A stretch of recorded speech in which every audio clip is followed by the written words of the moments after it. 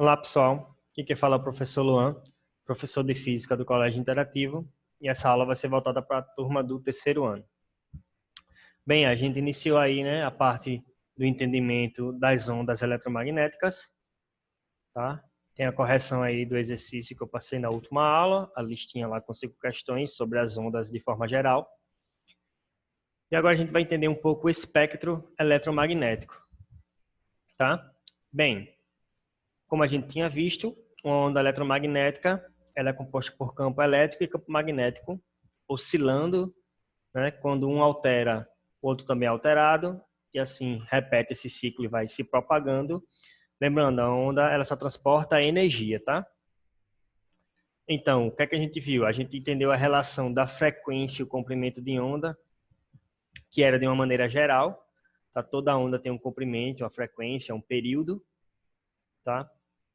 Como a gente está falando de onda eletromagnética, lembra, ela não precisa de um meio material para se propagar. Ela consegue se propagar no vácuo, tá? E todas as ondas que a gente estuda aqui no espectro eletromagnético têm a mesma velocidade, que é a velocidade da luz, que a gente representa pela letra C, tá? E a velocidade da luz é a velocidade limite do universo, tá? Nada consegue chegar na velocidade da luz, a não ser a própria luz, né? Ou seja, o que for matéria não consegue chegar na velocidade da luz. Partículas extremamente pequenas, tá? Partículas subatômicas, elas chegam a 99% da velocidade da luz, 98% da velocidade da luz. Mas matéria nunca vai conseguir chegar na velocidade da luz, tá?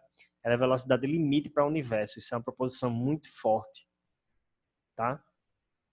Então, toda onda que você imaginar desse espectro aqui, tá? Ou fora dele também, né? Existe ondas que a gente usa para o dia a dia que não estão em espectro, mas faz parte de um comprimento desse espectro. Por exemplo, não tem Wi-Fi aqui, tá? Não tem aqui o Bluetooth, mas ele faz parte desse espectro eletromagnético da frequência. A gente pega uma frequência específica e diz um nome característico para ele, fora esse geral que a gente tem aqui. Então, a primeira coisa que eu queria deixar claro para vocês é que toda onda eletromagnética viaja com a velocidade da luz. O que vai diferenciar uma onda da outra, o que é que ela faz, o que é que ela representa e como ela se comporta, vai ser a frequência. Tá? Então, a frequência é o comprimento de onda. Lembre que tem uma relação inversa. Frequência e comprimento de onda depende de uma relação inversa. Quando aumenta um, eu diminuo o outro. Tá? Então, a única coisa que diferencia a luz verde, por exemplo, tá, do Wi-Fi é a frequência, tá, que eles estão oscilando. Então, vamos entender aqui o nosso espectro. Tá? A gente pode ter as duas relações. Ou a gente pode pegar da frequência crescente ou do comprimento decrescente, ou vice-versa. Enquanto um está aumentando, o outro está diminuindo, né? Então, nesse caso aqui, ó, nosso espectro aqui está pegando ondas mais longas para ondas pequenas, tá? Ou seja, ele está pegando da ordem crescente da frequência, tá? Eu tenho aqui menor frequência até a maior frequência. No topo aqui da menor frequência, eu tenho maior comprimento. No outro extremo aqui que eu tenho a maior frequência e o menor comprimento. Ok? Então, esse espectro aqui, ele fala nas faixas de comprimento e frequência, diz qual o nome da onda relacionada àquela faixa de comprimento e frequência e compara o tamanho delas com algumas coisas conhecidas da gente, tá? Para a gente ter a relação e noção de como é que uma onda eletromagnética consegue se comportar e por que algumas ondas eletromagnéticas são tão nocivas, tá? Para um ser vivo. Então vamos começar, tá? Lembrando, a faixa que a gente consegue enxergar, tá, das ondas eletromagnéticas que são sensíveis aos nossos olhos, né, aos olhos humanos, é bem pequeno. Tá? Vocês vão ver aqui que é uma faixa bem curta. Tá? As outras a gente percebe e utiliza de outra maneira, mas enxergar, não, a gente tem que usar algum filtro, né, como existem os filtros aí para enxergar em infravermelho. Tá? Alguns animais conseguem ter essa sensibilidade aí para enxergar ondas de calor, como o infravermelho, que é a cobra, né? A cobra, ela percebe o calor de um ser vivo através de um infravermelho. Ele consegue enxergar no escuro, teoricamente, né? Então vamos lá, começar a entender aqui as ondas que compõem o espectro eletromagnético, tá? No nosso extremo aqui, tá? Da menor frequência e maior comprimento de onda, eu tenho a onda de rádio, tá? Elas são ondas longas, ok? Ela tem um comprimento de onda bem grande, na ordem de quilômetros, tá? Você vê aqui, ó, eu tenho a relação da frequência e aqui o comprimento de onda, certo? Ok?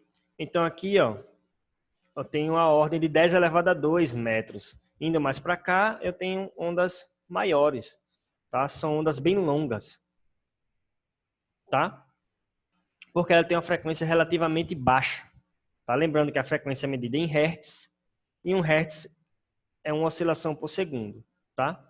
Então, a medida de hertz é oscilação por segundo. 100 hertz é 100 oscilações por segundo. Para você ter noção quanto que uma onda consegue oscilar, nós temos aqui 10 elevado a 20 hertz, tá? Então, tem ondas aí da ordem de bilhões, trilhões de oscilações por segundo. Tá? Essas são as ondas mais energéticas. Voltando à onda de rádio, nós temos aqui o maior comprimento, menor frequência, tá? Então, por ela ser ondas longas, ela tem pouca interferência, tá? Em obstáculos. Ela consegue contornar obstáculos e é por isso que a gente usa as ondas de rádio para transmitir informação, tá? A longa distância. Então, a gente usa a onda de rádio para emitir sinal de rádio, televisão, tá? De celular. A gente utiliza ele para poder transmitir informação e não ter tanto bloqueio assim, porque como ela é muito grande, tá? Como eu falei, pode chegar até da ordem de quilômetros, ela consegue atravessar obstáculos, passar por ele sem ser refletida ou ter algum tipo de interferência, tá? A onda de rádio é usada para transmitir informação, ok? Aí a gente vai aumentando um pouquinho a frequência aqui, tá? E vai diminuindo o comprimento de onda, tá? Aumentei a frequência na faixa aqui do micro-ondas, então eu diminuo o comprimento, tá? Ela vai deixando aqui de ser uma onda tão longa. Então, o que é que vai acontecer? O micro-ondas, tá? A frequência dela, tá? A oscilação dessa onda tem mais ou menos a mesma taxa de oscilação da molécula de água.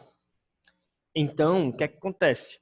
Ela entra em ressonância e começa a vibrar a molécula de água, tá? Começa a fazer essa vibração. E é assim que a gente usa micro-ondas para aquecer alimentos, tá? Toda vez que eu tenho um alimento lá, tem algum composto com molécula de água, qualquer coisa relacionada a isso, ele esquenta esse alimento porque ele está oscilando lá a molécula de água composto naquele alimento. E assim a gente usa o micro-ondas, o que a gente tem em casa, tá? Então, por conta disso, tá? A ordem de grandeza, tá, do micro-ondas, eu tenho aqui entre 1 e 10 elevado a menos 1, né, o pico dela aqui. Então, a onda relativamente curta, né? Ela tem uma diferença muito grande em relação à onda de rádio, tá? Então, usam micro-ondas para aquecer corpos que têm molécula de água. Tá? Tem outras aplicações, mas a mais usual para o nosso dia a dia é essa.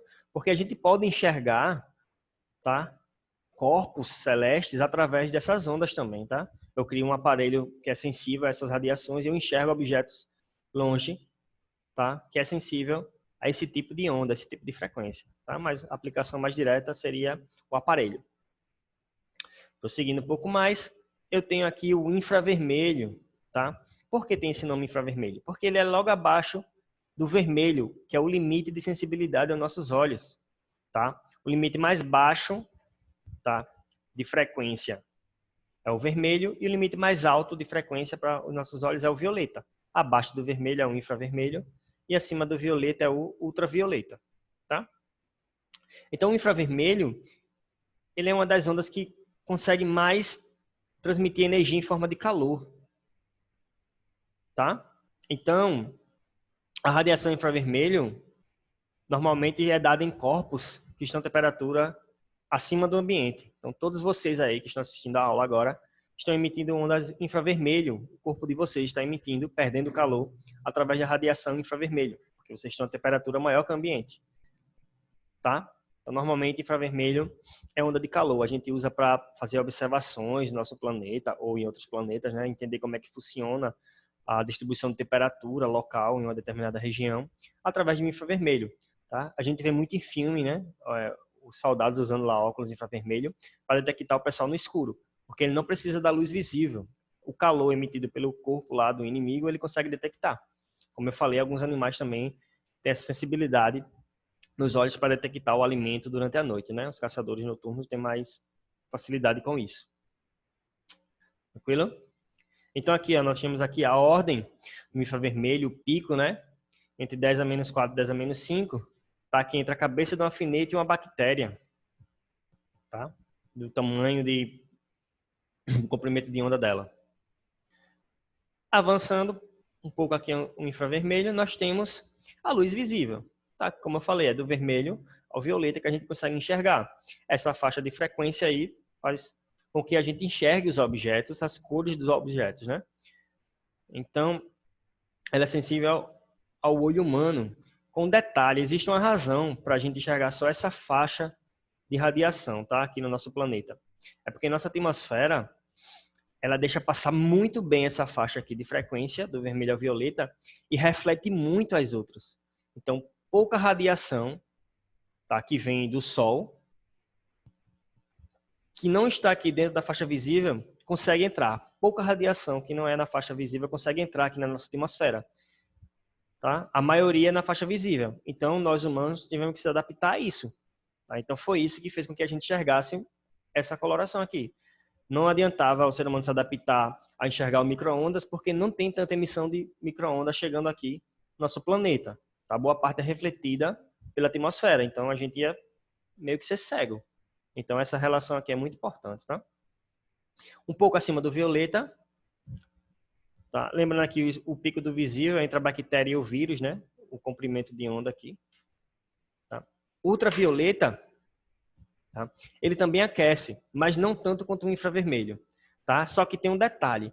Começou a tratar aqui do ultravioleta, ele já começa a entrar numa faixa de frequência e de comprimento de onda que é nocivo aos seres vivos. Tá? Porque ele já começa a ter o tamanho aqui no comprimento de onda de moléculas. Tá? Então, ele começa a interagir com moléculas e células e começa a alterá-las. Tá? Porque a onda eletromagnética ela é gerada pelo decaimento do elétron, do campo elétrico, aquela coisa toda. Então, ela tem uma interação direta com os átomos, as moléculas e as células. Tá? Tanto é que se a gente ficar muito exposto a raios UV, tá? Do Sol, a gente pega o câncer de pele. Okay? Então, essas radiações aqui acima do violeta começam a ser nocivo, tá? A seres vivos. Beleza? O raio-x, tá? O raio-x são uma desaceleração brusca, tá? Dos elétrons. Aí ele emite uma radiação, tá? De alta frequência. E tem um detalhe importante no raio-x, né? A frequência e o tamanho do raio-x, ele consegue penetrar em alguns materiais e outros não. Um material que o raio-x consegue atravessar fácil é a pele humana, tá? E um material que ele não consegue atravessar fácil é o osso. Então, eu consigo ter uma imagem interna de um ser vivo, tá? Sem precisar abri-lo. Eu uso o espectro aqui do raio-x. Eu emito a radiação X, tá? Ela atravessa a pele e reflete no osso. Aí assim eu tenho imagem do osso lá no corpo, internamente do ser vivo. Normalmente a gente usa pessoas, mas pode ser usado para qualquer coisa, tá? Só que tem um detalhe, como eu falei, como a radiação aqui está acima do violeta, né? Ele começa a ser nocivo, porque ele vai diminuindo seu comprimento até na ordem dos átomos e moléculas, né? Então aqui, ó, o raio-x já está perto da ordem do átomo. Então, ele é muito nocivo a seres vivos. É por isso que a gente não pode ficar tão exposto assim a raio-x sempre. A gente tem um período, se eu não me engano, a cada 3 meses que você pode fazer um exame de raio-x. Tanto é que quem trabalha com isso, tá, se aposenta mais cedo, tem todo um aparato de proteção, tá? Porque ele lida com isso todo dia, um monte de vezes durante o dia. Então, ele não pode estar exposto muito a isso, senão ele adoece, pega um câncer e pode acabar morrendo por conta disso, tá? E, para finalizar, a onda mais energética que a gente tem aqui é o raio gama, tá? O raio gama ele é extremamente nocivo às células, tá?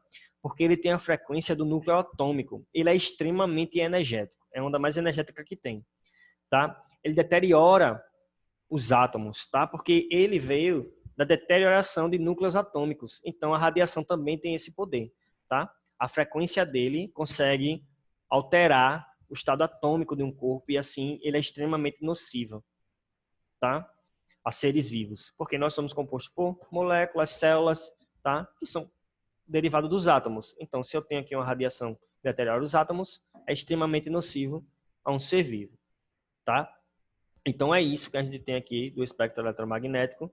Espero que tenha entendido, espero que tenha gostado. Em breve estarei postando a lista aí para a gente trabalhar questões em cima disso aqui. E até já.